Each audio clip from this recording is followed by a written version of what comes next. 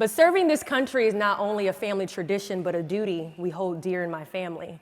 So to know that today I get to represent generations of service on this stage as your commencement speaker is an indescribable feeling.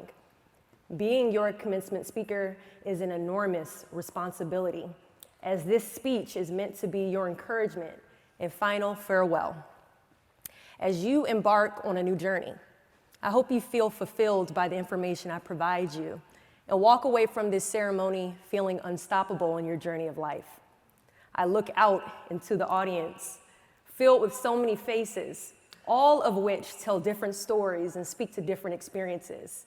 As I see all of your faces, interesting enough, I see myself in each of you. You all are giving me the same scared stare I gave my commencement speaker, hoping that this stranger on the stage is able to tell me something that makes me feel less afraid, less uncertain, less fearful of what life will become beyond this moment. I sat at my commencement ceremony feeling excited and scared all at once, feeling thankful and nervous all at once, feeling happy and uncomfortable all at once, feeling hopeful and doubtful all at once. But like my fall 2011 commencement speaker told me, I will tell each of you today that your future is bright, your journey is promising, your next chapter is absolute. What you do from this day forward is your decision. You decide what footprint you will have in this world. You decide that. To help you decide, I stand here today prepared to tell you all the things I wish someone had told me 11 years ago when I graduated from my university and commissioned into the United States Army Reserve. The truth is, writing this speech was very difficult. Not because I could not decide what to say, but because I could not decide what not to say. After graduation, I failed a lot, a whole lot. I made mistake after mistake after mistake. And I have a list of at least 100 lessons I learned on my journey to this very moment. And I wish I could tell each of you every single mistake and bad decision I made on this road to success, but we just don't have enough time for that.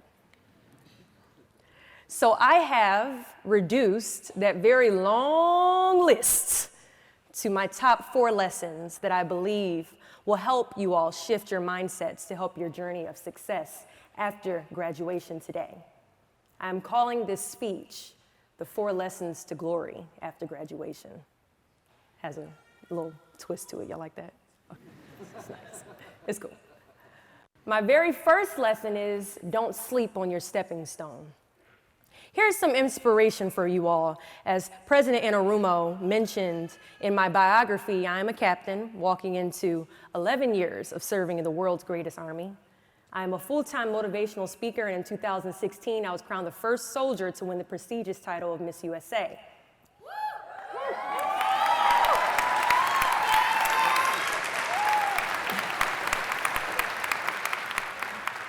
And in January 2020, I became the youngest president and CEO hired to lead the nation's leading 501c3 nonprofit, advocating on behalf of servicewomen and women veterans.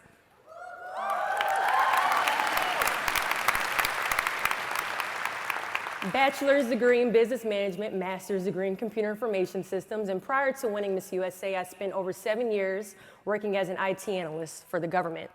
It sounds like success, right? It's pretty good, it's pretty good.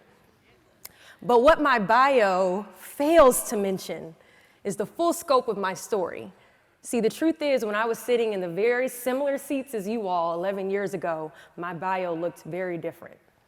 I had just commissioned as a quartermaster officer into the United States Army Reserve, meaning I was committed to 2 days a month and 2 weeks a year to serving my country. You can translate that into Deshauna only has 2 days a month where she has a paycheck.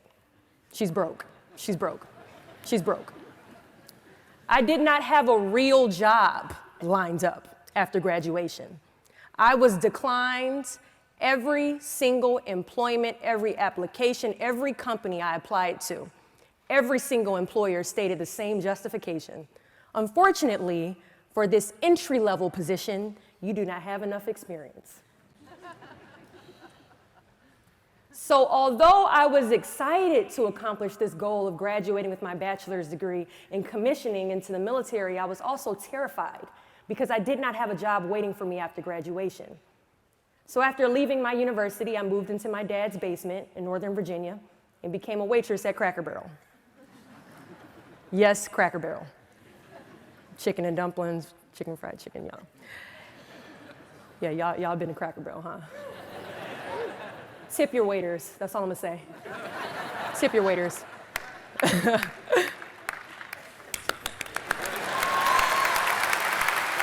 Tip your waiters.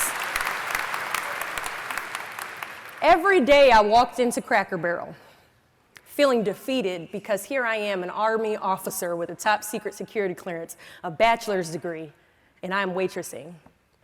And let me say this, there's nothing wrong with waitressing, it's just not what I envisioned for my life after graduating from my university. It was hard, but very humbling experience, but eventually life began to turn around as I was hired for my first analyst position for the Department of Defense 6 months later. I say all that to say that many of you are sitting in your seats thinking, what now? Some of you don't have jobs lined up after this, and many of you will be moving back in with your parents after today. I'm here to tell you it's okay to have a what now question. What happens after this question? Where do I feel like life is going question? You may not have a six-figure job lined up tomorrow, but you may have that six-figure job next year, or the year after that, or the year after that. Or maybe you'll spend 6 months waitressing part-time at Cracker Barrel, making below minimum wage. The year after that, you'll be hired as an analyst for the DoD, making around $30,000 a year. The year after that, you'll make $40,000, all while still living in your parents' basement. Or the year after that, you'll make 55, and the year after that, you'll make 60, and the year after that, you'll make 75, and your very next job will be being the first soldier to win Miss USA, and then the year after that, you have started your own motivational speaking company, and then maybe the year after that, you'll have made your first 6 figures as a motivational speaker, and the year after that, you'll be hired as the youngest CEO of a notable women veterans nonprofit, and 2 years after that, you'll be standing on stage as Norwich University's spring commencement keynote speaker with 3 six-figure businesses. Maybe.